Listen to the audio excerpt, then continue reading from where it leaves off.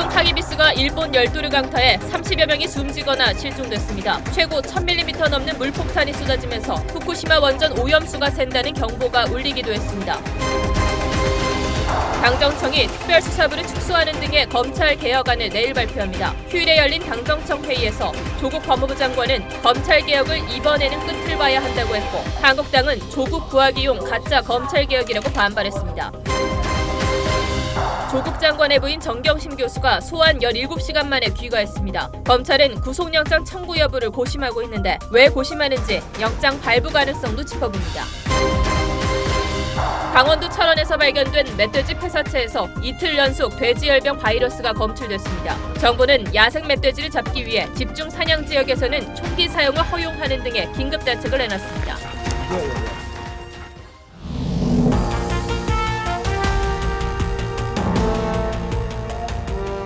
여러분 안녕하십니까? 초강력 태풍 하기비스가 일본 열도를 삼키면서 말로 표현하기 힘들 정도의 피해를 낳았습니다.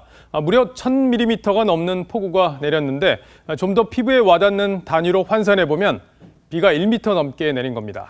네, 지금까지 30명 넘게 숨지거나 실종됐고 부상자도 160여 명에 달합니다. 이 인명피해는 시간이 지날수록 늘어나고 있는데 재산 피해는 아직 집계조차 안 됐다고 합니다. 먼저 피해 상황을 송무빈 기자가 보도합니다. 집이 통째로 무너지고 차량이 뒤집힙니다. 철제 구조물이 휘고 찌그러져 곳곳이 쑥대밭입니다. 최대 순간 풍속이 초속 60m에 달하는 초강력 태풍 하기비스가 일본을 강타했습니다.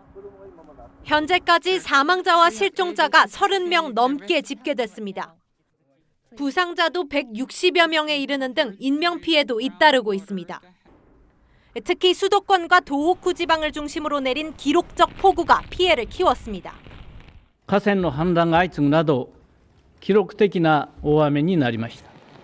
가나가와현의 인기 온천 관광지 하코네마치에 이번 주말에만 1000mm가 넘는 폭우가 내렸고 각지에서 하루 이틀 새 연간 강수량의 30%가 넘는 비가 집중됐습니다. 앞서 일본은 수도권 등 13개 광역지자체에 대해 가장 높은 단계인 폭우 특별경보를 내렸습니다. すでに発令されている避難勧告と警戒レベル4に直ちに従い緊急に避難してください. 이번 태풍으로 일본의 국내선 항공기 1,600여 편이 결항했고 강풍이 전신주를 쓰러뜨려 42만여 가구의 전기 공급이 끊겼습니다. 태풍은 오늘 저녁쯤 온대 저기압으로 약해져 점차 소멸할 것으로 일본 기상청은 내다봤습니다. TV조선 송무빈입니다. 이번 태풍 피해가 남의 나라 일만은 아닙니다. 바로 후쿠시마 원전인데요. 이틀 동안 쏟아진 물폭탄에 방사성 오염물질이 흘러 넘친 모양입니다. 바닷물이 당장 우리 수역으로 오는 건 아니지만 걱정이 아닐 수 없습니다. 유혜림 기자가 현장 상황을 자세히 전하겠습니다. 태풍 하기비스로 폭우가 쏟아진 어제 오후 4시 55분, 후쿠시마 1원전 폐기물 처리 건물에서 누설 경보가 울렸습니다. 이후 오늘 새벽까지 담수화 처리 시설, 방사선 핵종 여과 시설, 세슘 흡착탑 등에서 7차례 더 울렸습니다. 이틀 동안 최고 1000mm 넘는 비를 뿌린 태풍의 영향으로 누설 경보가 8차례나 울린 겁니다. 도쿄전력은 8건 중 5건이 태풍으로 인한 빗물로 울린 것이라고 밝혔습니다. 유실 여부에 대해서는 명확하게 밝히지 않았습니다. 일본 언론은 침묵하고 있지만 불안감을 감출 수 없는 대목입니다. 앞서 지난 2013년 후쿠시마 원전은 태풍 위파로 쏟아진 폭우에 오염수 저장 탱크를 둘러싼 보가 넘치면서 6개 구역에서 배출 기준치를 초과한 방사성 물질이 검출됐습니다. 방사성 오염물질이 담긴 폐기물 포대도 유출됐습니다. 아사히 신문은 폐기물을 보관한 곳이 침수되면서 보관 중인 2,600여 개 포대 중 일부가 강에 떠내려갔다고 밝혔습니다. 회수된 포대는 6개로 실제로 유실된 것은 더 많을 전망입니다. TV조선 유혜림입니다. 네, 정부와 여당이 본격적으로 검찰개혁에 드라이브를 걸기 시작했습니다. 오늘 국회에서 고위 당정청 회의가 열렸는데 조국 법무장관도 참석해서 끝을 보겠다 이렇게 다짐을 했습니다. 여권에서 거론되는 11월 사퇴설에 대해서도 질문이 나왔는데 조국 장관이 뭐라고 답을 했는지 직접 들어보시죠. 김복원 기자가 현장을 다녀왔습니다. 당정청 회의 참석자들은 일제히 검찰개혁에 대한 국민적 열망을 강조했습니다. 이런 계기에도 검찰개혁을 이루지 못한다면 주말마다 전국에서 촛불을 들고 검찰의 무소불위 행태에 조국 장관은 검찰개혁의 끝을 보겠다고 했습니다. 흐지부지 하려고 하거나 대충 하고 끝내려고 했다면 시작하지 않은 것보다 못하다고 생각합니다. 조 장관이 내일 추가 검찰개혁안을 발표하면 모레 국무회의에서 이를 확정할 방침입니다. 시행령만으로 가능한 것 먼저 추진하겠다는 뜻입니다. 여권은 패스트트랙 법안 중 검찰개혁 법안을 선거법 개정안과 분리해 처리하는 방안도 검토 중인 것으로 전해집니다. 당정청의 검찰개혁 속도전이 조 장관 거취 문제와 관련돼 있다는 관측이 나오고 있지만 당사자인 조 장관은 말을 아꼈습니다. 미국에서 검찰개혁 속도를 내는 이유가 장관님의 명예로운 조기 퇴진을 위한 것이라는 얘기도 있는데요. TV조선 김복원입니다. 자유한국당은 검찰개혁 당정회의에 강력히 반발했습니다. 조국 구하기용 수사방해 당정이라는 건데 어떤 논리인지 김정우 기자가 정리해드리겠습니다. 자유한국당은 여권의 검찰개혁 고위당정회의를 수사방해와 조국 장관 구하기라고 규정했습니다. 한마디로 수사방해 당정회의요, 조국 구하기용 가짜 검찰개혁 당정입니다. 여당이 시행령을 고쳐 일부 과제를 당장 추진하겠다고 한 데 대해선 명백한 헌법 위반이라고 했습니다.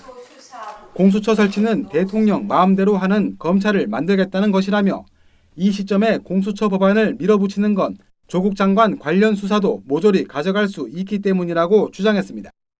대놓고 조국 수사를 막겠다는 당정청의 뻔뻔함이 개탄스럽습니다. 공수처 법안의 10월 말 본회의 상정이 가능하다는 여권 주장에 대해선 의회 민주주의 파괴 행위라고 했습니다. 패스트트랙 충돌 사건 수사를 위한 검찰 소환엔 국정감사가 끝난 뒤 응하겠다고 했습니다. 한국당을 뺀 야3당은 공수처법보다 선거법 개정안 우선 처리를 강조해온 만큼 여권의 속전속결 움직임에 신중한 입장을 유지하고 있습니다. TV조선 김종우입니다. 윤석열 검찰총장이 별장 접대를 받았다는 진술이 있다는 한겨레 보도에 대해 당시 수사단이 허위 사실이라고 한 데 이어 당사자인 윤중천 씨도 윤 총장을 모른다는 입장을 밝혔습니다. 자, 그럼 왜 이런 보도가 나왔을까? 이게 의문인데 그 경위는 검찰 수사로 가려질 것 같습니다. 홍영재 기자입니다. 윤석열 검찰총장이 별장 접대를 받았다는 한겨레 신문 보도가 논란이 되자 윤중천 씨가 입장을 냈습니다. 변호인을 통해 윤석열 총장을 알지 못하고 만난 적도 별장에 온 사실도 없다면서 다이어리나 명함, 핸드폰에도 윤 총장 관련 내용은 없었다고 밝힌 겁니다. 다만 지난해 말 과거사 진상조사단과 면담하는 자리에서 친분이 있는 법조인들의 이름을 거론했는데 착오가 생겨 윤 총장 이름이 보고서에 기재된 것 같다고 전했습니다. 앞서 과거사 진상조사단 내 특정 인물이 정치적 이해관계에 따라 한겨레 측에 정보를 흘렸다고 주장한 박준영 변호사는 오늘 SNS에 그 이유를 밝혔습니다. 이미 상당 시간이 흐른 윤중천과의 면담을 조국 장관 수사가 한창 진행 중인 시기에 취재했다며 조 장관 지지자들의 윤 총장에 대한 반발이 큰 가운데 내부 핵심 관계자들 도움 없이는 담기 어려운 정보가 담겼다는 설명입니다. 윤중천 씨와 검찰 소속이 아닌 조사단 관계자들까지 보도 내용이 사실이 아니라고 밝힌 상황. 윤 총장의 고소장을 접수한 서울 서부지검이 내일 사건을 배당할 계획이라 해당 보도가 나오게 된 경위와 배경 등에 대한 본격 수사가 시작될 전망입니다. TV조선 홍영대입니다. 어제 검찰에 네 번째로 소환됐던 조국 장관의 부인 정경심 씨가 17시간여 만에 집으로 돌아갔습니다. 이제 다음 주가 정 씨에게는 운명의 한 주가 될 것으로 보입니다. 검찰이 구속영장을 청구할지 그 여부를 결정하고 표창장 위조 혐의로 기소된 정 씨에 대한 첫 재판도 예정돼 있습니다. 이재준 기자입니다. 조국 법무부 장관의 아내 정경심 씨는 오늘 새벽 1시 50분쯤 서울중앙지검을 빠져나갔습니다. 앞선 3번의 조사처럼 4번째 출석과 귀가 역시 외부에 노출되지 않았습니다. 정 씨는 출석 후 돌아갈 때까지 17시간 가운데 8시간가량을 조서 열람에 할애했습니다. 앞선 조사에서 동양대 표창장 위조 등 자녀 입시 의혹을 조사했던 검찰은 이번 조사에선 사모펀드 관련 의혹을 주로 추궁했습니다. 정 씨는 관련 혐의를 전면 부인한 것으로 알려졌습니다. 검찰이 제시한 증거인멸 정황도 부인했습니다. 자산관리인인 김경록 씨가 서울의 한 호텔에서 정 씨에게 노트북을 전해줬다고 진술한 반면 정 씨는 가방에 노트북이 없었다고 주장한 것으로 전해집니다. 검찰은 노트북을 혐의 입증의 주요 증거로 보고 행방을 찾고 있습니다. 또 정 씨의 증거인멸 가능성 등을 고려해 내주 안에 구속영장 청구 여부를 결정할 방침입니다. 검찰이 우선 기소한 정 씨의 동양대 표창장 위조 혐의에 관한 첫 공판 준비 기일도 오는 18일로 예정됐습니다. 정 씨 측이 수사 기록을 보지 못했다며 재판부에 기일 연기를 요청했지만 아직까지 받아들여지지 않은 상태입니다. TV조선 이재중입니다. 네, 앞서 보신 대로 정경심 씨가 4번째 소환 조사를 마쳤습니다. 이제 관건은 정 씨의 신병 확보 여부인데 검찰 내부의 기류 그리고 법원의 영장 발부 가능성까지 자세히 뜯어보겠습니다. 조정린 기자와 함께합니다. 자, 조 기자, 당초 돌아오는 주에 영장을 청구할 것이다라는 전망이 많았었는데 이 제목에 고심이란 단어가 있는 거 보니까 영장을 청구 안 할 수도 있다는 겁니까? 검찰은 이 부분에 대해 아무 말도 하지 않고 있습니다. 네. 그만큼 신중하게 판단한다는 것이겠죠. 하지만 조국 장관 인사청문회 당일 정 교수에 대한 사문서 위조 혐의의 공소시효가 만료되는 시점이었는데 결국 기소했던 걸 보면 이번 영장 청구도 원칙적으로 대응할 가능성이 높다는 말이 법조계에서 나옵니다. 일단 거론되는 혐의도 적지 않고 무엇보다 이 구속 수사를 할지 여부를 정할 때 가장 중요한 것이 증거인멸 문제가 아니겠습니까? 네, 맞습니다. 정 교수에 제기된 의혹들을 먼저 보면 이 혐의 자체가 다양하고 이 증거인멸 우려와 이 추후 중형이 예상될 경우 구속 필요성이 인정되는 사안이라고 보는 겁니다. 다만 4차 소환 조사를 할 때까지 영장을 청구하지 않은 것 자체가 이례적이라는 평가도 나옵니다. 네. 구속은 유죄라서 하는 것이 아니라 정광석화처럼 신병을 확보해 향후 수사와 기소를 위해서 하는 것인데 검찰이 영장 청구 시점을 이미 놓친 것 아니냐는 시각도 있습니다. 네, 때를 놓쳤다라는 건데 법무장관의 부인이라는 점도 무시할 수 없을 부분일 텐데 그럼 조 기자가 취재했을 때 이 영장 청구 결정이 늦어지는 이유는 뭐라고 보십니까? 네, 여권의 압박이 거센 상황이어서 검찰로서도 피의자 인권을 우선적으로 고려하는 듯 보입니다. 어제 4차 소환 조사 때도 이 조사 시간을 보면 17시간이 진행됐지만 실제 조사는 8시간 40분 정도였습니다. 아무래도 혐의가 많고 조사할 내용도 많은데 조사 시간이 짧다 보니 영장 청구 시점이 역시 늦어지는 걸로 보입니다. 여기에 법원이 계좌 추적 영장을 내주지 않아 수사에도 어려움을 겪고 있는 것으로 보입니다. 또 지난주에 조국 장관의 동생 이 영장이 기각되지 않았습니까? 이 부분도 영향을 미치지 않겠습니까? 네, 그렇습니다. 이 조국 장관 동생 영장 법원의 기각 사유를 보면 주요 범죄 배임 성부에 이 다툼의 여지가 있고 압수수색을 포함해 광범위한 증거 수집이 이뤄졌고 또 피의자의 건강 상태 등을 참작해서 영장을 기각했는데 예. 그 이유를 그대로 적용하면 정 교수에게도 영장이 기각될 수 있습니다. 정 교수 측은 건강 문제를 호소해왔고 압수수색도 광범위하게 이뤄져서 검찰의 과잉 수사를 부각시켜왔기 때문입니다. 검사 출신의 한 판사는 정 교수 영장이 기각되면 수사에 타격이 되기 때문에 시간이 걸리더라도 단단하게 수사한 뒤 영장 청구를 할 것이라고 예상했습니다.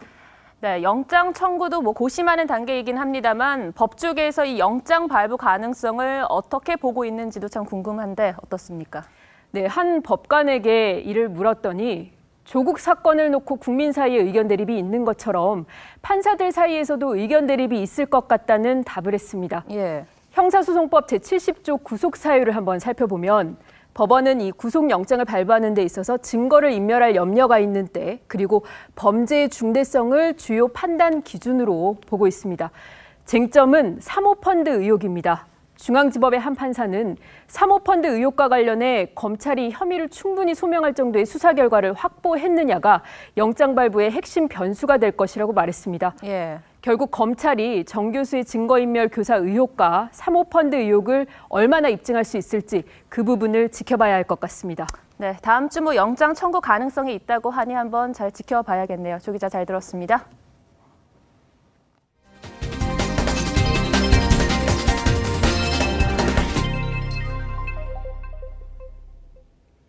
네, 다음 소식입니다. 아프리카 돼지열병 확산의 원인으로 지목된 민통선 안쪽의 멧돼지에 대해 정부가 총기를 통한 수렵을 허용했습니다. 하지만 멧돼지들이 총을 피해 다닐 경우 오히려 바이러스를 확산시킬 수 있다는 걱정도 나옵니다. 정준영 기자가 수렵 허용 지역을 자세히 설명해 드립니다. 강원도 철원군 민간인 출입 통제선 안에서 발견된 멧돼지 폐사체에서 연이틀 아프리카 돼지열병 바이러스가 검출됐습니다. 지금까지 돼지열병 감염이 확인된 멧돼지 폐사체는 5건. 야생 멧돼지에 대한 통제가 사실상 무방비 상태에 빠지자 정부가 긴급 대책을 내놨습니다. 일단 멧돼지 관리 지역을 감염 위험 지역과 발생 완충 지역, 경계 지역, 그리고 차단 지역 이렇게 4개로 나누고 멧돼지 감염이 확인된 감염 위험 지역 안쪽은 집중 사냥 지역으로 지정해 총기 사용을 허용키로 했습니다. 보이는 대로 사살하라는 겁니다. 나머지 지역에는 포획틀과 포획트랩 등을 설치합니다. 국방부와 협조하여 민간 엽사와 군 저격 요원이 민통선 일대 멧돼지를 사살하는 방안도 검토 중입니다. 하지만 일각에선 총기 사용이 자칫 역효과를 낼 수 있다는 우려도 나옵니다. 잘못해서 길수서 놓으면은 기존에 있는 멧돼지들이 다른 데로 튀어가지고 감염되지 않은 지역까지도 더 새로운 감염원으로 거기다 들어가게 되면 정부는 내일부터 북한강 이북 7개 시군에서 멧돼지 집중 포획에 나서고 멧돼지를 잡는 사람에겐 마리당 10만 원의 포상금을 지급할 예정입니다. TV조선 정준영입니다. 화성 연쇄살인범 이춘재가 8차 사건의 범인이 자기라고 자백하면서 이 사건으로 20년간 옥살이를 한 윤모 씨는 재심을 준비하고 있습니다. 변론은 영화 재심의 주인공 박준영 변호사가 맡았는데 윤 씨는 박 변호사에게 당시 경찰로부터 받았던 고문 내용을 증언했다고 합니다. 주원진 기자입니다.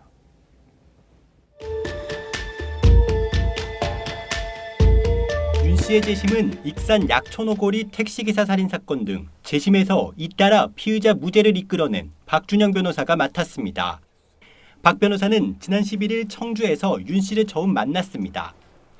박 변호사는 윤 씨가 1989년 7월 27일 저녁 7시쯤 당시 회사 숙소에서 수갑을 찬 채 경찰에 잡혀가는 과정을 자세하게 설명했다고 전했습니다. 같이 있던 다른 사람한테는 잠깐 조사하고 그냥 데리고 갔다 다시 보낸다라고 했대요. 30년이 지났지만 윤 씨는 경찰서에서 있었던 일도 또렷이 기억하고 있습니다. 윤 씨는 박 변호사에게 체포 당일 산에 끌려가 협박을 당한 후 경찰서에서 새벽 5시까지 자백을 강요당했다고 설명했습니다. 또 조사받는 3일 동안 경찰이 책상 2개를 붙여 1시간 정도만 재워줬다고 주장했습니다. 가장 심각한 건 잠을 재우지 않았다는 거더라고요. 3일 동안 잠을 못 잤다는 거죠. 물 같은 거 뿌려가서 깨우고. 윤 씨는 2심 재판 과정에서부터 경찰의 고문으로 인해 허위 자백을 했다고 주장했지만 결국 유죄를 선고받고 20년 옥살이를 했습니다. 박 변호사는 이번 주 경찰에 당시 윤 씨를 수사했던 기록을 요청할 계획입니다. TV조선 주원진입니다. 50대 형이 동생을 흉기로 살해하는 일이 벌어졌습니다. 이 형은 로또 1등에 당첨된 뒤 동생에게 집을 사줄 만큼 우애가 참 좋았는데요. 어쩌다 이런 일까지 벌어진 건지 김다루 기자가 취재했습니다. 남성 2명이 몸싸움을 벌이자 한 여성이 말립니다. 그런데 갑자기 한 남성이 다른 남성에게 흉기를 휘두릅니다. 지난 11일 전북 전주에서 형 58살 A씨가 49살 동생을 살해했습니다. 전화로 다툼을 벌이던 A씨는 동생 가게를 찾아가 동생에게 흉기를 휘둘렀습니다. 형제 사이의 비극은 수년 전 A씨가 로또 1등에 당첨되면서 시작됐습니다. A씨는 당첨금 8억 원을 받아 동생에게 집을 사줬습니다. 또 정읍에 식당까지 냈습니다. 하지만 장사가 안 되자 동생에게 사준 집을 담보로 대출을 받았고 최근에는 이자조차 내지 못할 정도로 상황이 어려워졌습니다. 은행의 빚 독촉이 계속되자 형제의 다툼은 잦아졌습니다. 사는 것이 이제 그 돈이 필요하다고 이제 대출 받아서 돈을 이제 썼는가 봐. 근데 서로 그냥 네가 갚아라. A씨는 술을 마시고 동생과 다투다 홧김에 저지른 일이라고 경찰에 진술한 것으로 알려졌습니다. TV조선 김다로입니다. 오늘 새벽 서울 방배동 시장에서 불이 나 한 명이 숨지고 2명이 다쳤습니다. 점포에서 잠을 자던 60대가 미처 빠져나오지 못하고 변을 당했습니다. 배상윤 기자입니다. 불이 난 건물 입구. 복도 안이 뿌연 연기로 가득 차 있습니다. 소방관 한 명이 사다리를 타고 올라가 2층에서 구조를 기다리던 시민 한 명을 구조합니다. 또 다른 소방관은 쓰러져 있는 남성에게 심폐소생술을 시도합니다. 오늘 새벽 2시쯤 서울 방배동 남부종합시장 1층 점포에서 불이 났습니다.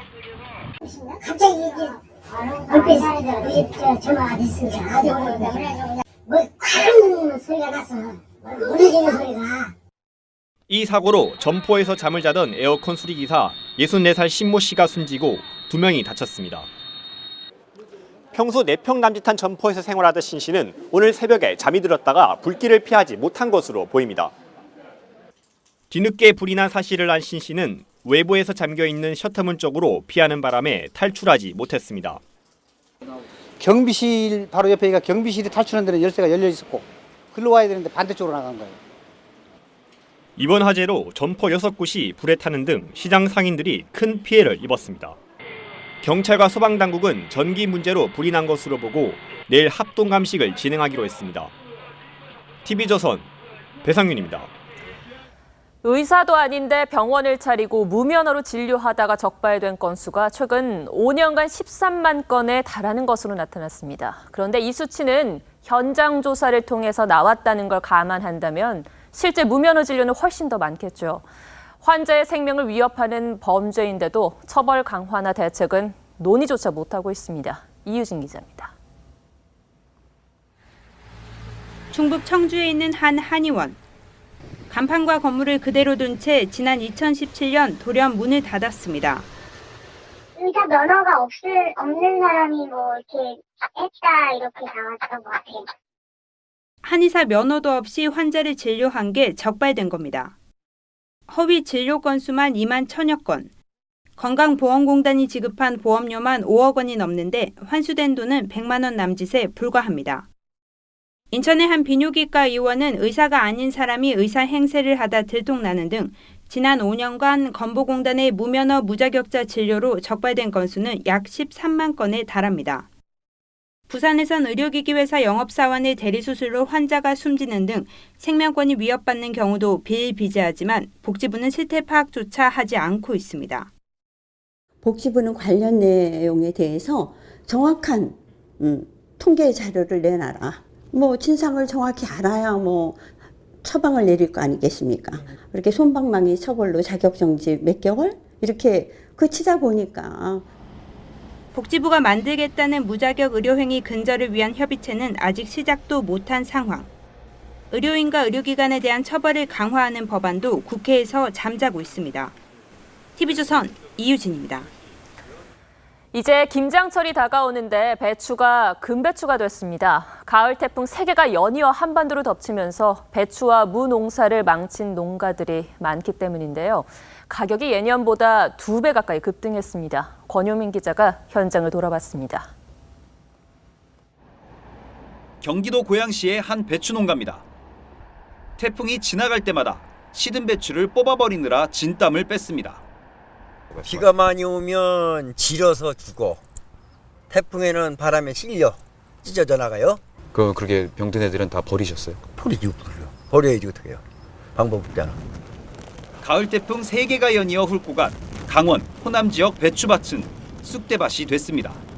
올해는 우리 기존 고객들 분들거밖에 못할 것 같아요. 배추가 너무 많이 망가져가지고요. 비가 많이 와서 그런 거는. 재래시장 상인들은 배추와 무 구하기가 어려워졌습니다. 이 대형마트 매장엔 배추가 달랑 5포기밖에 안 남았습니다. 가을 태풍 영향으로 배추 산지가 큰 피해를 입고 김장 시즌까지 타격을 있을 것으로 보입니다. 저희는 상황 추이를 주의 깊게 주시하고 있습니다. 2년 전 10kg당 7,000원, 지난해 8,000원대였던 배추 도매 가격은 올해 2만 원에 육박합니다. 묵값도 2년 전 같은 기간에 2배로 치솟았습니다. 지난해보다도 33% 비쌉니다. 서민 경제에 좀 많은 영향을 미치는 것 같습니다. 그래서 좀 김장철에는 배추값이 좀 안정됐으면 좋겠습니다. 농림축산식품부는 김장철 배추와 무 수급 불안에 대비해 가격 안정을 위한 예산 투입을 검토하고 있습니다. TV조선 권용민입니다.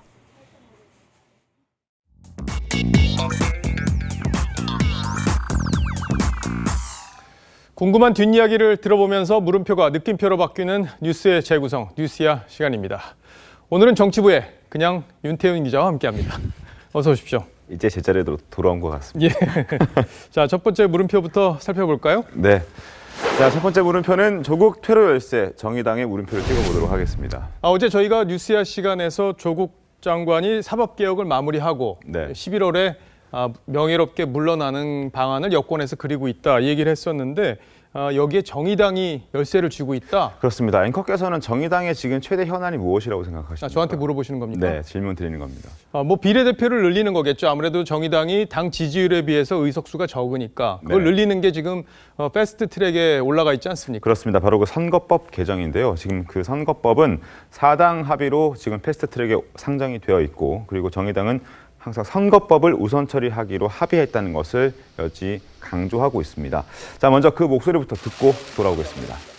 이 앞전 합의문에서도 정치개혁특위의 안을 먼저 이렇게 처리하고 그다음에 사법개혁을 하자. 근본적으로 정치개혁을 해야만이 그런 모든 것들이 새로운 단계로 넘어갈 수 있기 때문에 결국에는 정의당이 원하는 선거법 개정을 먼저 해줘야 함께 이 패스트 트랙에 올라가 있는 사법개혁안을 처리하겠다 이런 거군요. 그렇습니다. 정의당 입장에서는 뭐 데스노트가 아니라 눈치로트라는 이런 비아냥까지 들어가면서 조 장관 임명에 찬성을 했었거든요. 당연히 아마 여기에 선거법 개정에 당력을 집중할 것 같아요. 그렇습니다.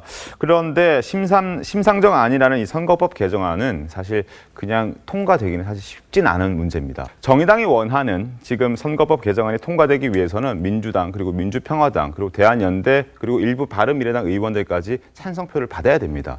그런데 이들의 지금 지역구가 공교롭게도 호남 지역을 기반으로 하고 있거든요. 그렇죠. 여기서 바로 문제가 발생하는데, 때문에 호남에서 방금 아까 그래픽에서 보여드렸듯이 6석이 줄어들게 되면 이들의 자리가 사라지는 거기 때문에 쉽게 찬성하기가 어려운 겁니다. 그래서 정의당 입장에서는 사법개혁안만 처리해주고 선거법은 이제 물 건너가는 이런 최악의 상황을 걱정하고 있는 겁니다.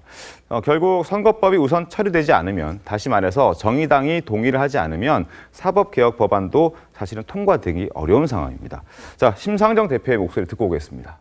정치협상회의가 시작된 만큼 꽉 막힌 정치의 병목을 풀어낼 새로운 계기로 만드는 것이 중요합니다.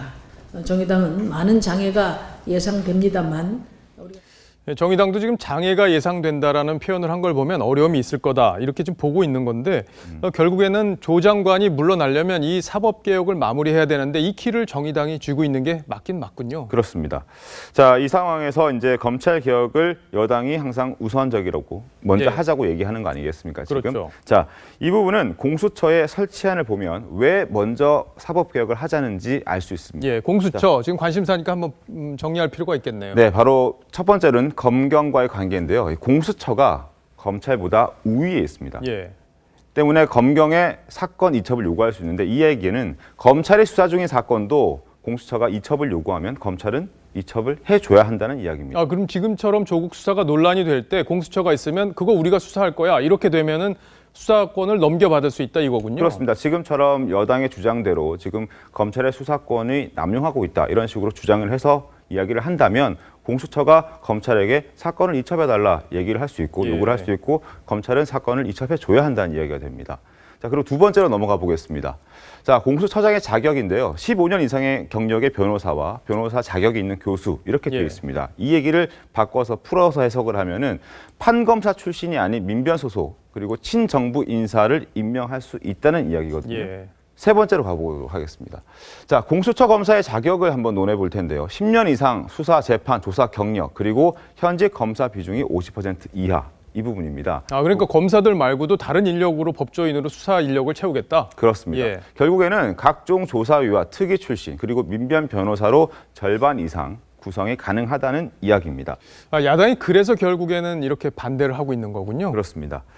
자, 그래서 오늘의 느낌표는 딜 가능성의 느낌표를 찍어보도록 하겠습니다. 정의당과 민주당 사이에 딜이 이루어질 수 있다. 그건 뭐 진행되는 걸 좀 더 지켜봐야겠습니다. 네. 자, 다음 물음표로 가볼까요? 네. 자, 두 번째 물음표는 유시민의 검찰 공격 외에 물음표를 찍어보도록 하겠습니다. 요즘 유시민 이사장 발언들을 보면 유독 검찰을 겨냥한 발언들이 많아 보여요. 그렇습니다. 어떤 배경이 있는지 궁금한데 좀 정리를 해주시죠. 네, 알겠습니다. 먼저 정리를 하기 전에 유 이사장의 목소리 먼저 듣고 오겠습니다.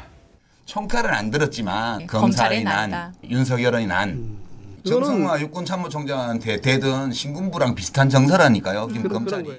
자, 유시민 이사장은 어제도 제주도 특강에서 검찰을 겨냥한 발언을 했거든요. 검찰이 지금까지 증거가 없다는 것은 거의 확실하구나라고 생각을 하게 됐다면서 이제는 수사를 마무리 지어야 할 때가 왔다. 이렇게 말을 했습니다. 현재 수사가 지금 진행 중인 상황인데 증거가 없다. 또 수사를 이제 마감할 시점이 됐다. 이렇게 얘기하는 것은 조금 논란을 낳을 소지가 있어 보여요. 그렇죠. 뭐 증거가 충분한지 또 아닌지 뭐 유 이사장도 알 방법이 없을 테고 또 뭐 무엇을 근거로 저런 이야기를 하는지 지금은 밝히고 있지 않기 때문에 논란이 되고 있는 건데 다만 이 증거가 없다는 이야기를 계속 하다 보면은 정경심 교수에 대한 구속영장이 발부되지 않아도 별 문제가 없다는 이 근거가 될 테고 그리고 만약에 발부가 된다 하더라도 증거도 없는데 영장을 발부했느냐 이런 식의 조국 지지자들의 주장의 근거를 만들어 줄 수는 있을 것 같습니다. 근데 유 이사장 입장에서는 어차피 이제 검찰 수사 이 부분에 대해서 줄기차게 문제 제기를 해왔기 때문에 뭐 저런 취지의 얘기를 뭐 정치적 입장에서 할 수도 있다 이렇게 볼 수는 있겠는데 관심은 이 구속영장 발부 여부가 이번 수사에서 이제 중요한 고비인데 여기에 영향을 저런 발언들이 주지 않을까 이 걱정하는 부분이 그거거든요. 그렇습니다. 자, 일단은 유 이사장도 영장이 기각되면 검찰이 책임져야 된다고 말을 하고 있습니다. 자, 이에 대해서 오신환 바른미래당 원내대표는 페이스북을 통해서 인종시 책임을 져라는 저 이야기는 그만하라 이렇게 비판을 했습니다. 어쨌든 사법 절차 여기에 영향을 줄 수 있는 발언들은 좀 신중한 게 좋을 텐데 이 검찰에서도 유시민 이사장의 발언에 대해서 상당히 좀 문제의식을 갖고 있다면서요? 그렇습니다. 검찰도 유 이사장 발언이 수위를 넘고 있다고 지금 판단을 하고 있습니다. 일단은 현재 시민단체가 유 이사장을 고발한 상태인데 이렇게 고발을 당한 상태임에도 불구하고 계속되는 저러한 취지의 발언들에 대해서 유감을 표명했습니다. 유감을 표명했군요. 네. 자, 그럼 두 번째 느낌표는 어떻게 찍으면 될까요? 자, 두 번째 느낌표는 전지적 참견으로 승부수 여기에 느낌표를 찍어보도록 하겠습니다. 그러니까 모든 걸 다 안다는 취지의 얘기들을 계속 하고 있기 때문에 전지적 참견이다 이렇게 의미부여를 했군요. 네. 알겠습니다. 자, 다음 세 번째 물음표도 한번 볼까요? 자, 세 번째 소식은 조금 재미있는 사진을 하나 준비했습니다. 저 사진인가요? 그렇습니다. 결혼식장 사진인데요. 좌조국 우성렬입니다. 좌조국 우성렬. 네. 결혼식하고 어떤 관련이 있을지 궁금한데요. 이게 어제 대검찰청 예식장에서 이제 한 검사의 결혼식이 있었는데 그 화면의 왼쪽 양쪽을 보시면은 왼쪽에는 조국 법무장관 저렇게 화환을 보내준 사람의 이름이 적혀 있고 오른쪽에는 윤석열 검찰총장의 이름이 적혀 있습니다. 두 사람이 지금 대척점에 서 있다 보니까 저런 화환이 같은 장소에 있다는 게 조금 눈에 띄긴 하네요. 눈에 띄는 상황이죠. 그리고 이 사진은 어제 그 여기에 참석한 하객의 SNS에 사진이 올라와서 이제 화제가 된 사진인데 어제 또 서초동에서는 대규모 집회가 있지 않았습니까? 그랬죠. 이 대검찰청 예식장 가는 길에 아마 집회 현장을 봤을 테고 조국을 지지하는 쪽과 반대하는 쪽이 첨예하게 갈리고 있는 상황에서 결혼식장에 갔는데 왼쪽은 조국, 오른쪽은 윤석열 이렇게 적혀 있으니까 이분의 마음도 아마 심정이 조금 흔들리지 않았을까라는 생각을 좀 해보고 그런 취지에서 이 사진을 올렸다라고 생각이 되는데 아무튼 결혼식장에서 축하를 해주고 또 화환에 대해서는 아마 이렇게 평가를 한 것 같습니다. 네. 뭐 조국, 윤석열 이 두 사람이 원래는 친분이 있었는데 지금은 이제 돌아올 수 없는 강을 건넜다 이런 평가들이 많이 있죠. 네. 그런데 뭐 신랑 신부야 잘 화합해서 살아야 되지 않을까 싶습니다. 그렇습니다. 그래서 오늘의 이 느낌표는 뭐 양쪽은 저렇게 있지만 신랑 신부는 잘 살라는 의미에서 지금 어느 신혼의 꿈이라고 느낌표를 찍어봤습니다. 재미있는 사진까지 잘 봤습니다. 네. 훈훈한 마무리까지 감사합니다. 자, 지금까지 윤태현 기자였습니다. 트럼프 대통령의 이른바 크루드족 토사구팽이 한미 안보 동맹에도 큰 변수로 떠오르고 있습니다. 크루드족은 미국 편에 서서 IS 소탕 작전을 벌이다 11,000명이나 희생이 됐는데 미군이 철군하면서 터키의 제물이 될 처지가 됐습니다. 혈맹보다 돈을 우선하는 트럼프식 미국 우선주의가 주한미군 철수 결정으로까지 이어지진 않을지 오늘의 포커스는 불안한 동맹의 미래에 맞춰봤습니다. 시리아 북동부 주둔 미군의 철군을 알린 트럼프 미 대통령의 트위터. 터키는 힘의 공백을 포착해 쿠르드족을 향해 진격 중입니다.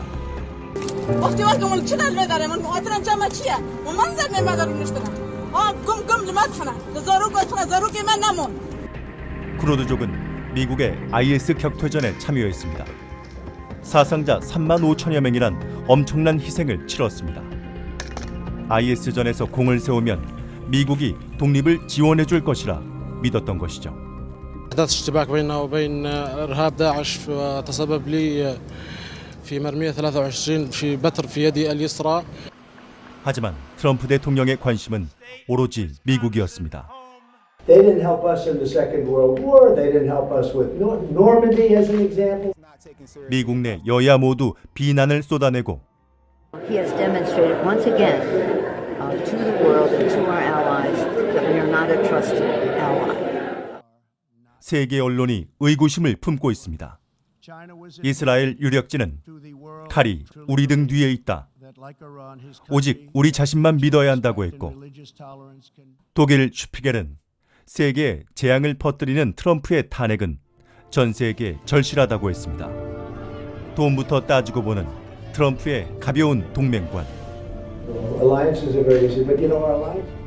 한국과 유럽의 방위비 분담금 청구서를 난폭하게 들이밀고 있죠. I've never liked it either. I've never liked it. I've never been a fan. You know why? I don't like paying for it. And spending almost 100% of our money to protect the countries in NATO, which is Europe. 이따른 북한 미사일 발사도 미국에서 멀리 떨어져 있어 괜찮다는 논리를 폈죠.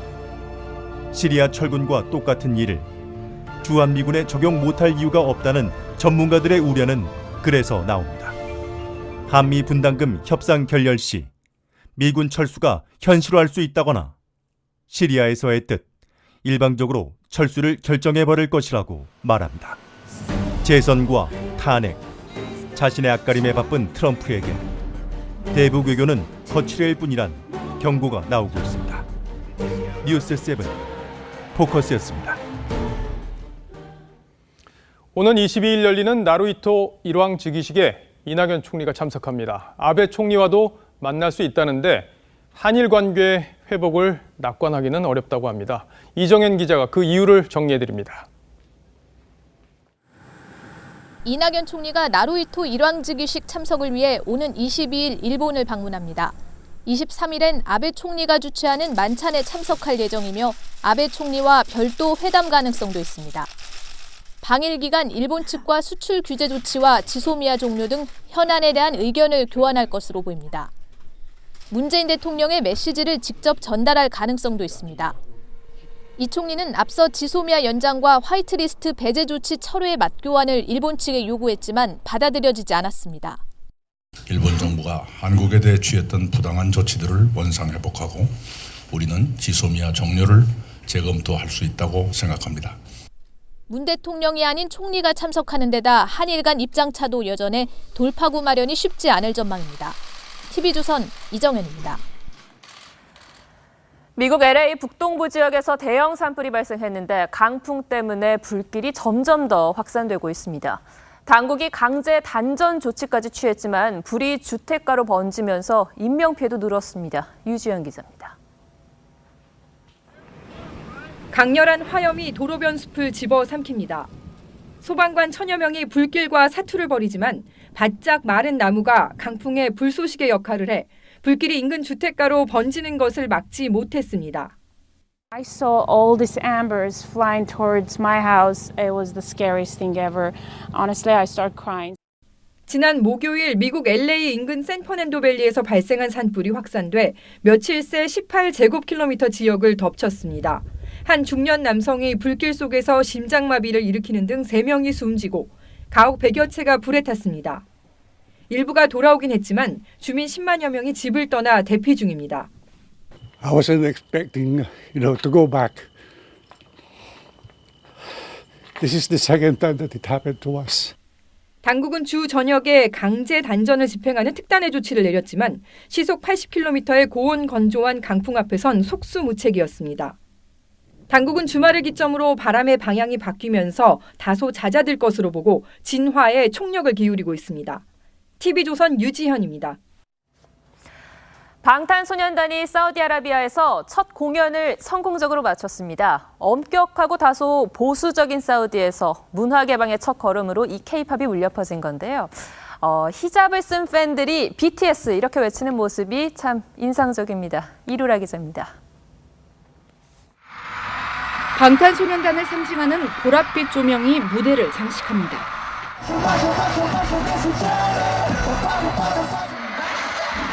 멤버들이 아랍어로 인사를 건네자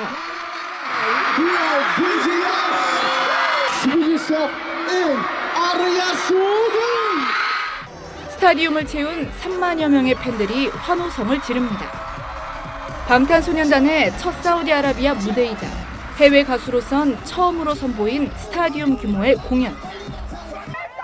현지 여성 팬들은 히잡을 쓴 채 연신 BTS 구호를 외쳤고 미처 경기장에 들어가지 못한 팬들은 밖에서 휴대폰을 들며 떼창을 하기도 했습니다. 방탄소년단 역시 현지 이슬람 문화를 고려해 공연 복장의 노출을 줄이고 종교적인 이유로 고개를 숙이는 인사는 손인사로 대체했습니다. 해외 팬들은 이번 공연으로 이슬람 문화에 대해 배운 것 같다며 고마움을 표시하는 댓글을 남기기도 했습니다. 최근에 사우디아라비아가 이른바 개혁 개방을 추진하면서 그 첫 타자로 방탄소년단을 선택을 했다는 것은 그만큼 사우디아라비아가 방탄소년단을 하나의 상징적인 존재로 여길 만큼 그 위상이 중동의 한가운데서 문화의 다양성을 위해 K-팝이 앞장서고 있습니다. TV조선 이루라입니다.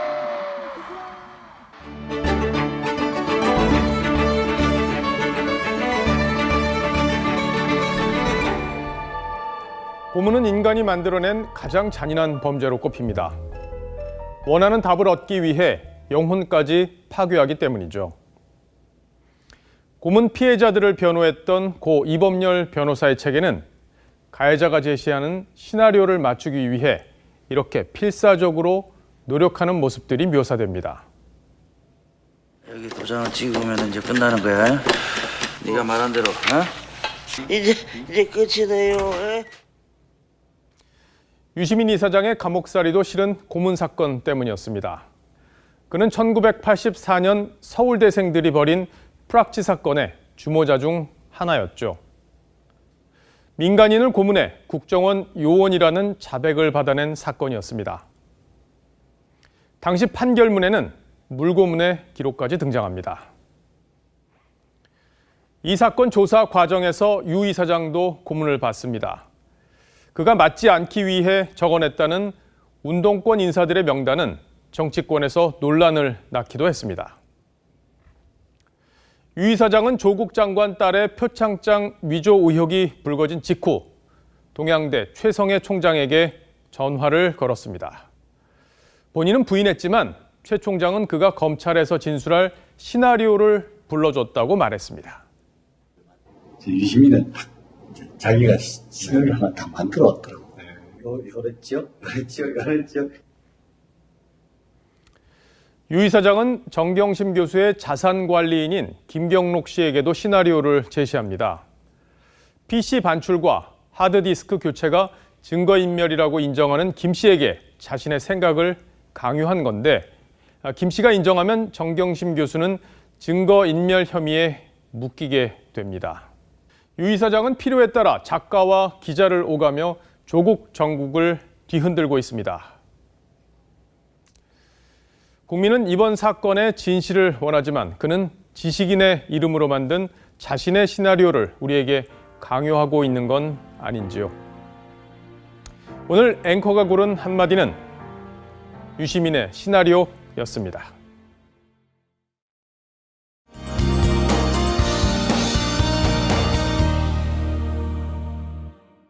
내일 아침 북서쪽에서 다가온 찬 공기의 영향으로 쌀쌀한 출근길이 예상됩니다. 바람이 강해 곳곳으로 초겨울 추위도 보이겠는데요.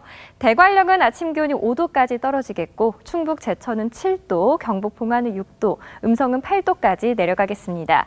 그 밖에 서울은 12도, 인천 13도, 대전 11도, 광주 12도로 쌀쌀하겠습니다. 낮 기온은 오늘과 비슷하게 올라서 일교차가 10도 이상 크게 벌어지겠고요. 월요일인 내일은 고기압의 영향으로 전국이 맑은 가운데 강원 영동과 경상 동해안으로는 동풍의 영향으로 습한 공기가 유입되겠습니다.